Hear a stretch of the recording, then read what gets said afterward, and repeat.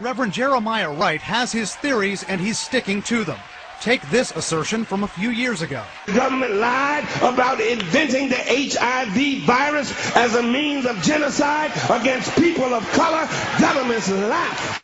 Now, under the glare that's gotten Barack Obama into such a deep political dilemma, Reverend Wright is asked, do you really believe that? Have you read Horowitz's book, Emerging Viruses, AIDS and Ebola?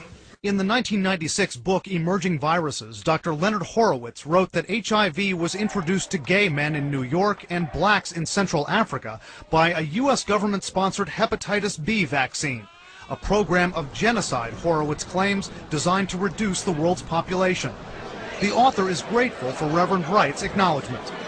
He's simply doing a godly service and a public service by pointing out the truth that has been heavily suppressed by government officials as well as, unfortunately, the mainstream media. Horowitz claims the Centers for Disease Control came up with one of the strains of the vaccine and then helped cover the scheme up.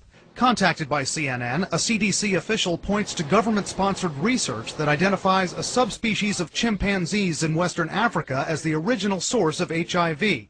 This is a widely held theory among medical researchers.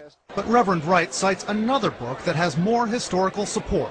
Have you read Medical Apartheid? Based on the Tuskegee experiment and based on what has happened to Africans in this country, I believe our government is capable of doing anything. The Tuskegee experiment was a government-sponsored program started in the 1930s to examine the spread of syphilis. Men who already had it were not told, and a cure was withheld from them.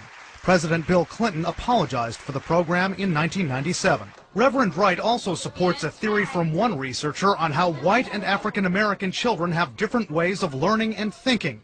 The theory that kids with European origins have a left brain cog from which they learn by observing objects, and that African American children are right brain oriented, learning creatively and intuitively from people. We spoke with a prominent child psychiatrist and a noted education expert about that left brain, right brain theory. Both said it is not a very widely held view. Brian Todd, CNN, Washington.